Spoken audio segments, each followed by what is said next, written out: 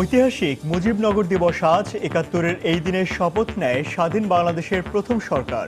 বিশ্ব দরবারে আত্মপ্রকাশ করে বাংলাদেশ। আমাদেরকে যখন জানানো হয় তখন আমরা প্রায় বাংলাদেশ ছেড়ে দিয়েছি, কিন্তু এই ভূখণ্ডটা তখন আমরা ধরা ছিল। একটি আধুনিক রাষ্ট্রে আধুনিক সরকারের যা কিছু করতে হয় প্রত্যেকটি এই সরকার করেছে। ধানমন্ডিতে জাতীয় পিতার প্রতিকৃতিতে প্রধানমন্ত্রীর শ্রদ্ধার মধ্য দিয়ে দিনব্যাপী কর্মসূচি শুরু। দেখছিলেন প্রধান শিরোনাম। সকালের সময় সঙ্গে আছে আমি শিরিন আক্তার এবং আমি ইমতিয়াজ আহমেদ। এবার অন্যান্য শীর্ষ সংবাদ। নুসরাত হত্যার ঘটনায় ১৩ নয়, জড়িত ছিল ১৫ জন, জানালো পিবিআই। ডিজিটাল নিরাপত্তা আইনের সাবেক ওসি মোয়াজ্জেমের বিরুদ্ধে তদন্ত শুরু। প্যারোলে মুক্তি নিয়ে বিদেশে চিকিৎসা নেওয়ার কোনো সিদ্ধান্ত নেননি বেগম জিয়া, জানালেন মির্জা ফখরুল। বললেন, দলের চেয়ারপারসনের বিদেশ যাওয়া নিয়ে প্রকাশিত খবর ভিত্তিহীন। ১.৫ মাসের মধ্যে দাবি মেনে নেওয়ার আশ্বাসে ২৪ ঘন্টা পর নৌ শ্রমিকদের ধর্মঘট স্থগিত, নৌযান চলাচল শুরু।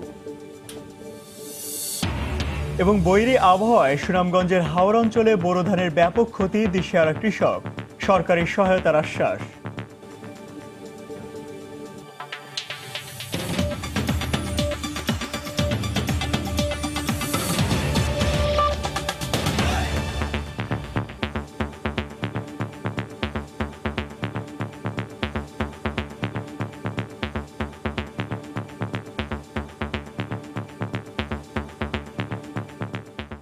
আজ ঐতিহাসিক মুজিবনগর দিবস।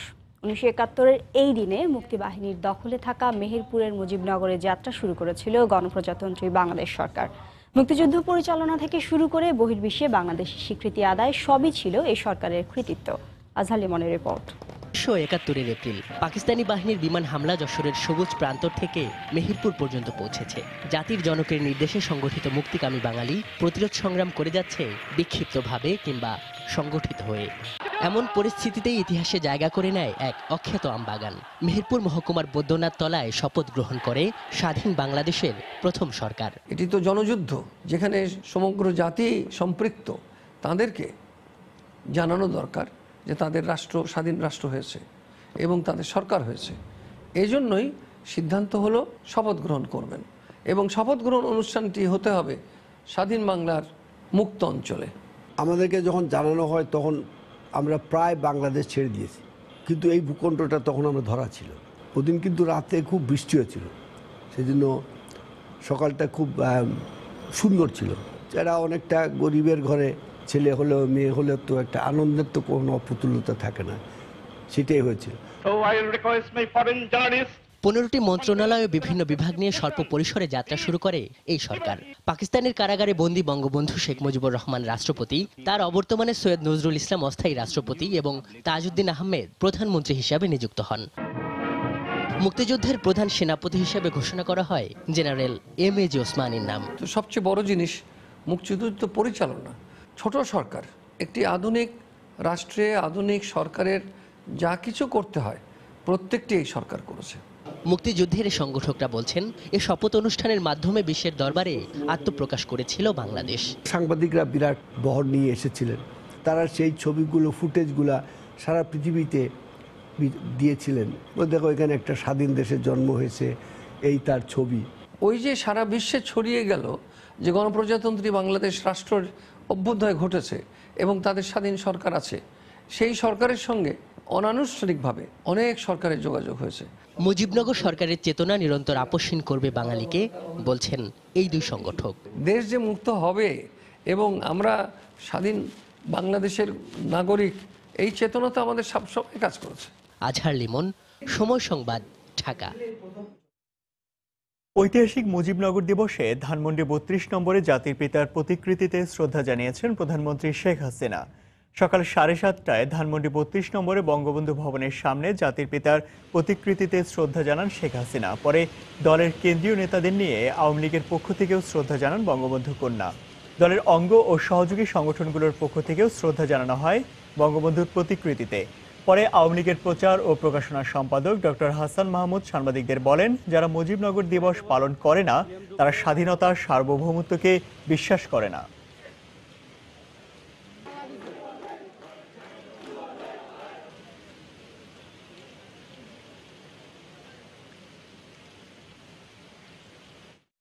আজকের এই দিনটি বাংলাদেশ আওয়ামী লীগ সহ বিভিন্ন রাজনৈতিক দল, সামাজিক সাংস্কৃতিক সংগঠনগুলো আজকের এই দিনটি পালন করে। বিএনপিকে কখনো এই দিনটি পালন করতে আমরা দেখি নাই। যেই সরকারের নেতৃত্বে মুক্তিযুদ্ধ পরিচালিত হয়েছে, তাদের নেতা যেই সরকারের কর্মচারী হিসেবে সেক্টর কমান্ডার হিসেবে নিয়োগ পেয়েছিলেন এবং এই সরকারের কাছ থেকে তিনি প্রতি মাসে বেতনও পেতেন, তারা এই দিনটি পালন করে না।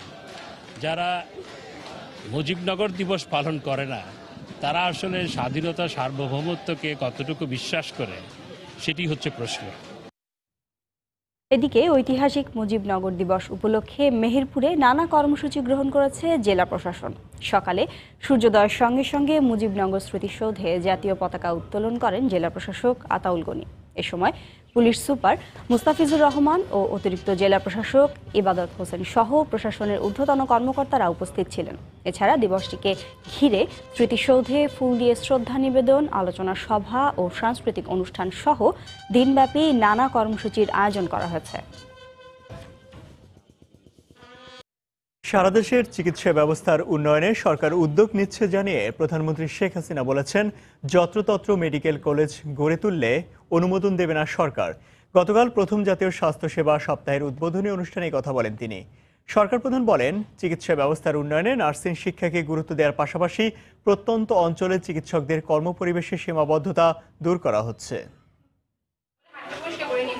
মানুষের মৌলিক অধিকার স্বাস্থ্যসেবা প্রাপ্তির বিষয়টি গেল এক দশক আগে অবহেলিত থাকলেও বিজ্ঞানের প্রসার আর রাষ্ট্রের পরিকল্পনায় তা আজ অনেকটাই ঘুরে দাঁড়িয়েছে।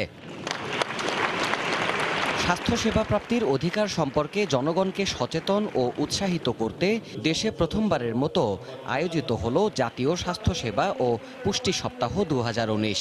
মঙ্গলবার সকালে বঙ্গবন্ধু আন্তর্জাতিক সম্মেলন কেন্দ্রে এর উদ্বোধন করেন প্রধানমন্ত্রী। অনুষ্ঠানে প্রত্যন্ত অঞ্চলে কর্মরত চিকিৎসকদের হাতে গাড়ির চাবি হস্তান্তরের পাশাপাশি অ্যাম্বুলেন্স বিতরণ করেন শেখ হাসিনা। যতটুকু প্রয়োজন সেটা প্রধানমন্ত্রী বলেন, দেশে বিশেষায়িত নার্সের প্রয়োজন রয়েছে, তাই মানসম্মত স্বাস্থ্যসেবা নিশ্চিত করতে নার্সিং শিক্ষাকে গুরুত্ব দিচ্ছে সরকার। নার্সিং এ কেউ যদি আসতে চায় তাকে সায়েন্স স্টুডেন্ট হতে হবে। ইতিমধ্যে এ ব্যাপারে আমি নির্দেশ দিয়েছি যে এরকম কোনো বাধ্যবাধকতা থাকা উচিত না। সায়েন্সের যে সাবজেক্টটা যতটুকু প্রয়োজন সেটা ওই নার্সিং এডুকেশনের যে কারিকুলাম সেখানেই সেই বিষয়টা তুলে দিতে হবে এবং যে কোনো সাবজেক্টে পড়ুক না কেন নার্সিংয়ে সবাই আসতে পারবে। এটার ব্যাপারে যদি কোনো আইন বা নীতিমালা বা কোনো কিছু শিথিল করে করতে হয় সেটা আমরা করে দেব। চিকিৎসা শিক্ষা প্রতিষ্ঠানগুলোতে শিক্ষার মান নিশ্চিত করার তাগিদ দিয়ে প্রধানমন্ত্রী বলেন, যত্রতত্র মেডিকেল কলেজের অনুমোদন দেবে না সরকার। মেডিকেল কলেজ তৈরির ক্ষেত্রেও শিক্ষার মানটা কতটুকু হবে সেটা বিবেচনা করেই করা হবে। আমাদের অবশ্য কিছু কিছু অভ্যাস আছে, একটা যখন শুরু হয় তখন সবাই সেটা করতে চায়, সেভাবে যত্রতত্র করতে দেওয়া যাবে না। মানসম্মত হতে হবে শিক্ষাটা, এটা অত্যন্ত গুরুত্বপূর্ণ। স্বাস্থ্য খাতের নানা উন্নয়ন পরিকল্পনা তুলে ধরে সরকার প্রধান বলেন, এমডিজির মতো এসডিজির লক্ষ্যমাত্রাও অর্জন করবে বাংলাদেশ। সেই ট্রেনিং এর ব্যবস্থা। দেবাশিস রায়, সময় সংবাদ, ঢাকা। বিএনপি মহাসচিব মির্জা ফখরুল ইসলাম আলমগীর বলেছেন, প্যারোলে মুক্তি নিয়ে বিদেশে চিকিৎসা নেওয়ার কোনো সিদ্ধান্ত নেননি বেগম খালেদা জিয়া। গতকাল দুপুরে জাতীয় প্রেস ক্লাবে বাংলাদেশ ঢাকা সাংবাদিক ইউনিয়নের একাংশের বার্ষিক সাধারণ সভায় একথা বলেন তিনি।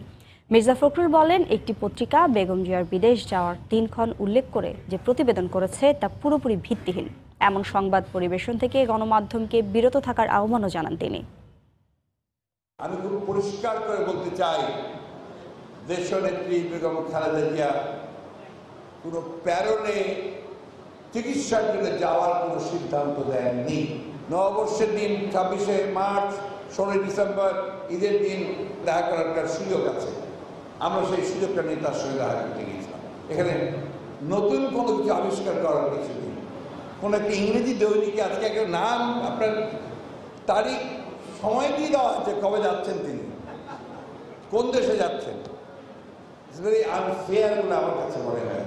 অনুরোধ করবো এই ধরনের ইয়েলো সাংবাদিকতা থেকে দূরে থাকার জন্য। নাহলে জনগণ বিভ্রান্ত হয়। সকালের সময় আরো থাকছে। পবিত্র শবে বরাত পালন করা হবে 21শে এপ্রিলে। শাওয়াল মাসের চাঁদ দেখা নিয়ে কোনো বিভ্রান্তি নেই জানালেন ধর্ম প্রতিমন্ত্রী।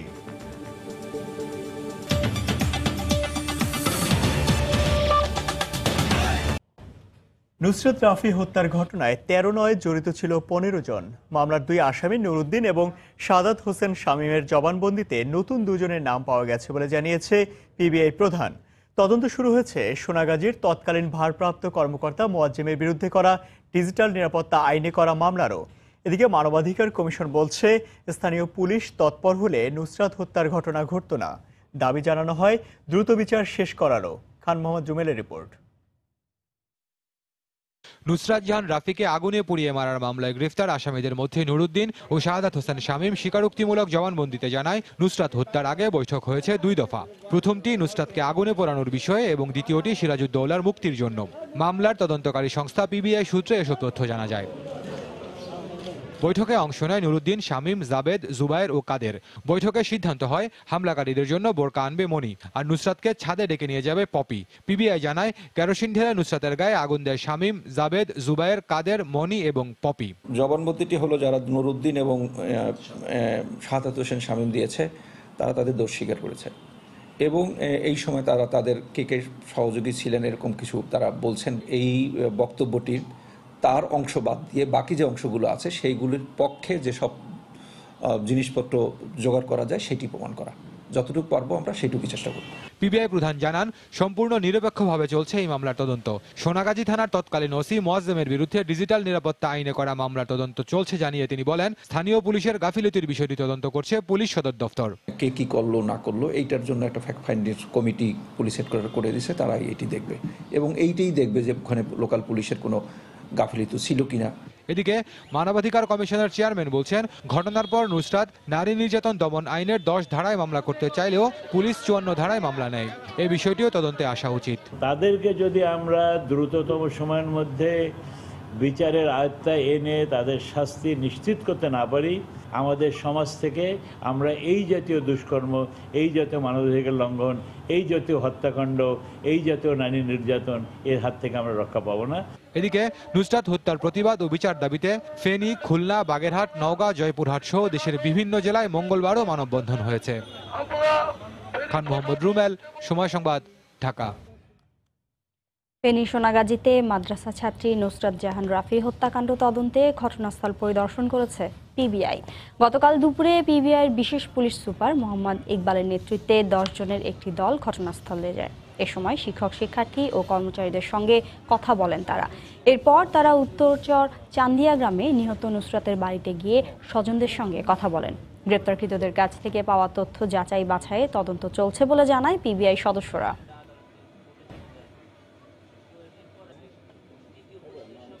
সরকারের আশ্বাসে নৌযান শ্রমিকদের কর্মবিরতি স্থগিত করেছে নৌযান শ্রমিক ফেডারেশন। গতরাতে বৈঠকে এই সিদ্ধান্ত জানান 11 দফা দাবিতে আন্দোলনরত শ্রমিক সংগঠনের নেতারা। শ্রমিকদের দাবি 45 দিনের মধ্যে মেনে নেওয়ার আশ্বাস দিয়েছে মন্ত্রণালয়। এরই মধ্যে সব ধরনের নৌযান চলাচল শুরু হয়েছে। শ্রমিকদের ভাতা পুনর্নির্ধারণ, কর্মস্থলে নিহত শ্রমিকের ক্ষতিপূরণ, চাঁদাবাজি বন্ধসহ 11 দফা দাবিতে বাংলাদেশ নৌযান শ্রমিক ফেডারেশনের নেতৃত্বে সোমবার মধ্যরাত থেকে কর্মবিরতি শুরু করে 8টি সংগঠন। এতে বিঘ্নিত হয় নৌযান চলাচল। এই অবস্থায় শ্রম অধিদপ্তরে মঙ্গলবার বিকেল থেকে বৈঠকে বসেন মালিক, শ্রমিক ও সরকার পক্ষ। দীর্ঘ আলোচনার পর মধ্যরাতে ধর্মঘট স্থগিতের ঘোষণা দেয়া হয়। শ্রমিকদের দাবি সংশ্লিষ্ট মন্ত্রণালয় ও দপ্তরকে অবহিত করার কথা জানান শ্রম অধিদপ্তরের মহাপরিচালক। ঐক্যমত্য সিদ্ধান্তের প্রেক্ষিতে বাংলাদেশ নৌযান শ্রমিক ফেডারেশন কর্তৃক ঘোষিত চলমান কর্মবিরতি বা ধর্মঘট কর্মসূচি স্থগিত করা হলো। বৈঠক শেষে শ্রমিকদের কর্মস্থলে ফেরার আহ্বান জানান শ্রমিক নেতারা। শ্রমিকদের দাবি মেনে নেয়ার আশ্বাস দিয়েছেন মালিক পক্ষও। আমরা নৌযান সেক্টরের সকল শ্রমিককে এখন থেকে স্ব কাজে নিয়োজিত হওয়ার জন্য অনুরোধ জানাচ্ছি। একই সাথে নৌযান শ্রমিক ফেডারেশন কর্তৃক আহত কর্মবিরতির কর্মসূচি আমরা স্থগিত ঘোষণা করছি। শ্রমিকদের ন্যায্য পাওনা থেকে যদি কোনো বঞ্চিত তারা হয়ে থাকে, আগামী 45 দিনের ভিতর যে আমাদের যে বসার কথা আছে এবং আমরা আশা করি ডিজি মহোদয়ের সাথে বসে আমরা সেটা সমাধান করতে পারবো। এদিকে নৌশিল্পের উন্নয়নে মালিক ও শ্রমিক উভয় পক্ষের সহযোগিতা চেয়েছেন শ্রম প্রতিমন্ত্রী। চেষ্টা করব দেশের স্বার্থে, জনগণের স্বার্থে বর্তমান সরকারের যে দেশকে এগিয়ে নিয়ে যাওয়ার যে পরিকল্পনা জননেত্রী শেখ হাসিনার নেতৃত্বে, এই পরিকল্পনাকে আমরা সকলে ঐক্যবদ্ধ হয়ে আমরা বাস্তবায়ন করব। এর আগেও একই দাবিতে বেশ কয়েকবার কর্মবিরতি পালন করেছে বাংলাদেশ নৌযান শ্রমিক ফেডারেশন। নাজমুস সালেহী, সময় সংবাদ, ঢাকা। সকালের সময় আরো থাকছে। বাংলাদেশের ঘোষিত বিশ্বকাপ দলে এই মুহূর্তে সেরা স্কোয়াড মত সাবেক ক্রিকেটারদের, ব্যাটসম্যানদের উপর থাকবে বাড়তি দায়িত্ব।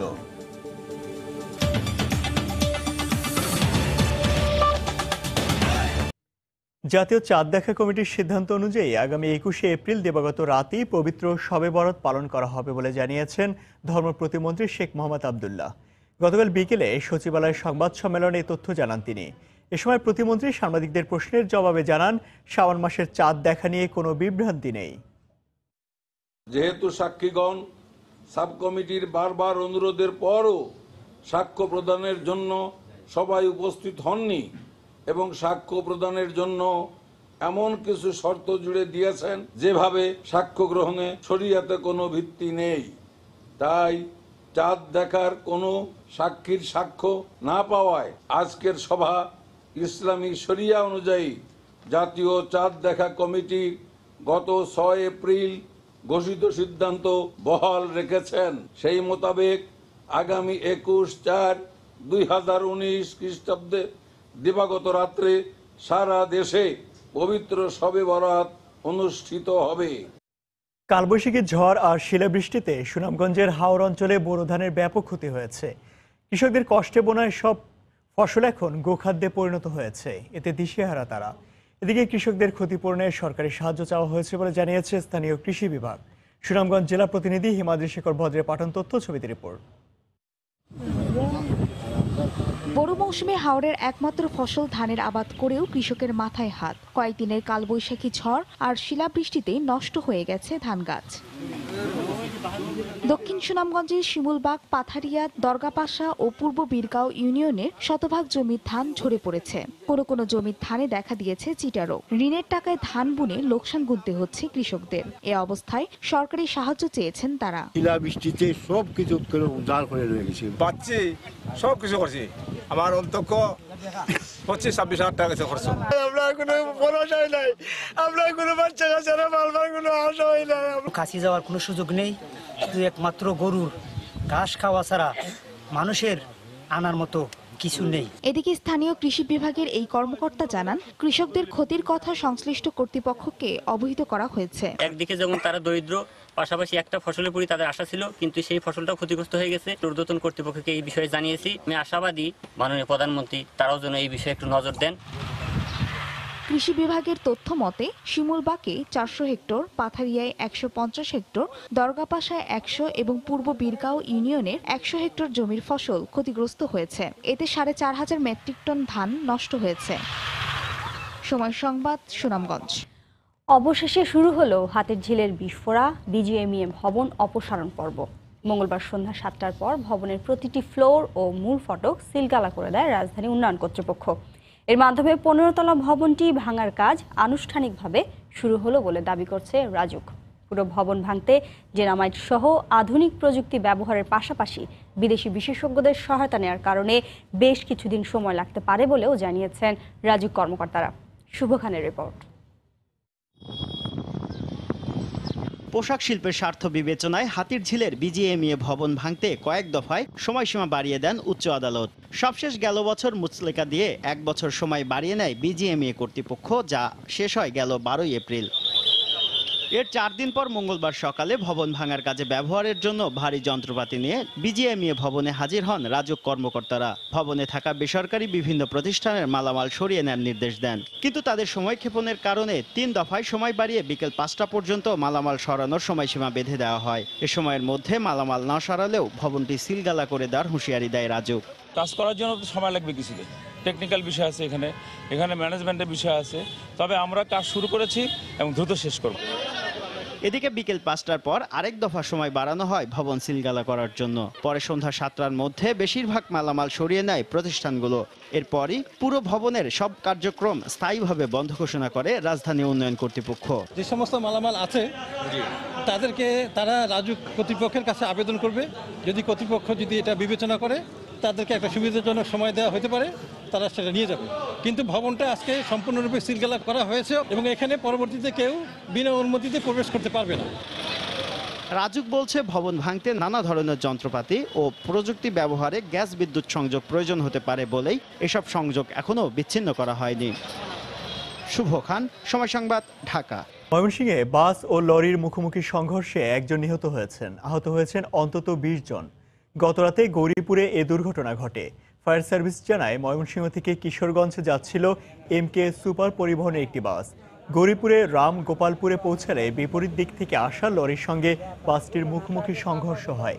এতে নিয়ন্ত্রণ হারিয়ে বাস ও লরি রাস্তার দুপাশে খাদে পড়ে যায়। এ সময় বাসের নিচে চাপা পড়ে সিরাজুল ইসলাম নামে একজন নিহত হন। এই ঘটনায় আহতদের ঈশ্বরগঞ্জ উপজেলার স্বাস্থ্য কমপ্লেক্স ও ময়মনসিংহ মেডিকেল কলেজ হাসপাতালে ভর্তি করা হয়।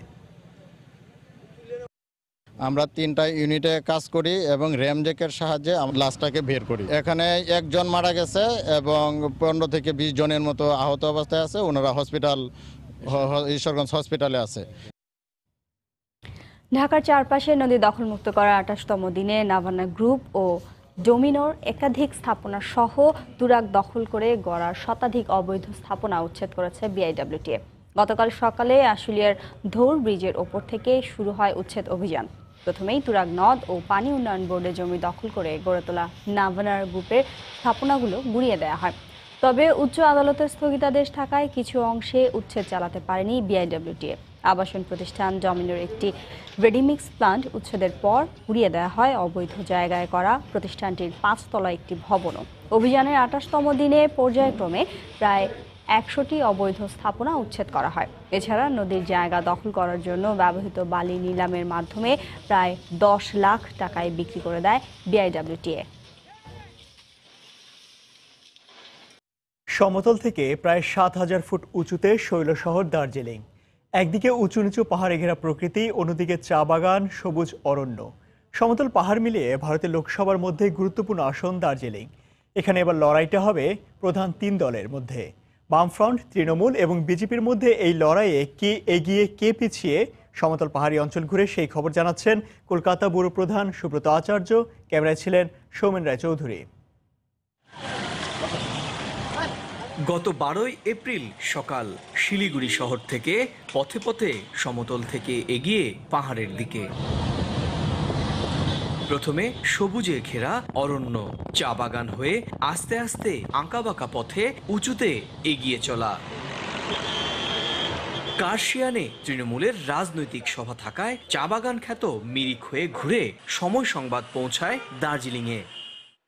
তৃণমূল কংগ্রেস এখানে প্রার্থী করেছে অমর সিং রায়কে, বিজেপির রাজু বাস্ত আর বামফ্রন্টের প্রার্থী সমন পাঠক।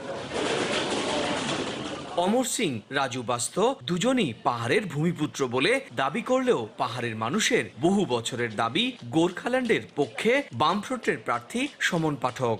इधर में वातावरण ऐसा है, पार्टी पॉलिटिक्स लेके सब लोग इधर उधर जा रहे हैं, लेकिन जो गरीबी हटाओ, जो गरीबी बचाओ, अभी तक नहीं हो रहा है। 18 এপ্রিল দার্জিলিং আসনে ভোট গ্রহণ। ভোটের কারণে ভাটা পড়েছে পর্যটন শিল্পে, তবু চেনা শহরের মানুষ থেমে নেই পাহাড়ের বাস্তবতায়। ইলেকশনের ইয়েতে তো অনেকের কি হচ্ছে, অনেকে যারা চাকরিজীবী তাদের ট্রেনিং এ বা ইয়েতে ব্যস্ততা থাকতে হচ্ছে, তার জন্য তুলনামূলকভাবে পর্যটকটা অনেকটাই কম। 2093 কিলোমিটার বা 808 বর্গ মাইল আয়তনের দার্জিলিং আসনে মোট ভোটারের সংখ্যা 14,37,126 জন।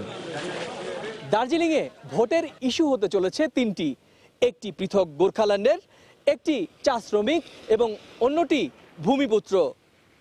এবার দেখার বিষয় আগামী 18 তারিখ এখানকার ভোটাররা জনপ্রতিনিধিদের কোন নিরিখে ভোট দেন। দার্জিলিং থেকে সুব্রত আচার্য, সময় সংবাদ। জীবনের প্রয়োজনে কম বয়সী নামতে হয় আয় রোজগারের পথে, তবে বই পড়ার অদম্য বাসনা আটকে রাখতে পারেনি। একের পর এক চাকরিও হারিয়েছেন শুধু বই পড়ার পাগলামির কারণে। আজ তিনি রংপুরে লাখো পাঠক গড়ে তোলার কারিগর। তারিকুল ইসলামের ক্যামেরায় রংপুরের বই পাগল এক ওমর শরীফের গল্প জানাচ্ছেন রতন সরকার। ছেলেবেলায় টিফিনের পয়সা বাঁচিয়ে বই কেনার শখ পরবর্তী জীবনে বজায় থাকেনি। বারবার রোজগারের পথ হারিয়ে শেষে পুরনো বই কিনে পড়া শুরু করেন। এক সময় সংগ্রহ কিছুটা বেড়ে গেলে নিজে পড়ার পর সেই বই অন্যদের দিতেন নামমাত্র ভাড়ায়, তবে বেশিরভাগ ক্ষেত্রে বই দিতেন জোর করে, কোনো রকম বিনিময় ছাড়া।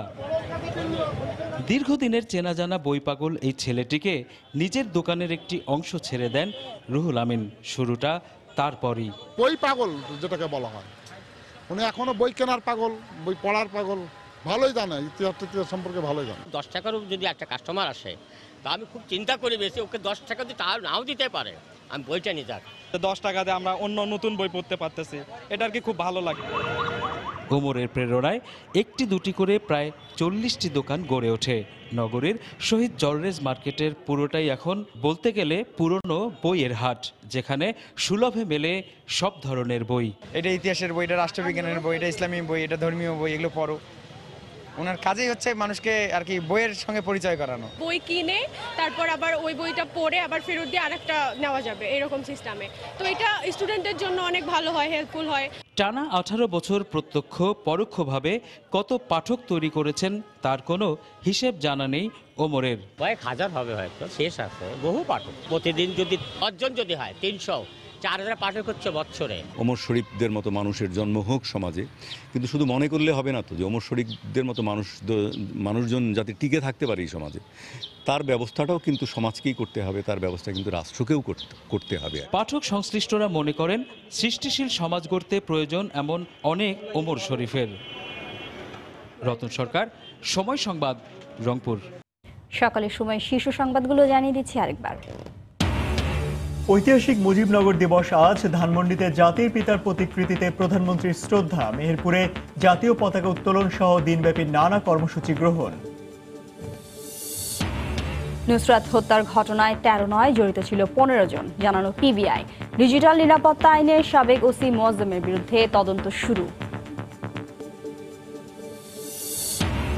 প্যারোলে মুক্তি নিয়ে বিদেশে চিকিৎসা নেওয়ার কোনো সিদ্ধান্ত নেননি বেগম জিয়া, জানান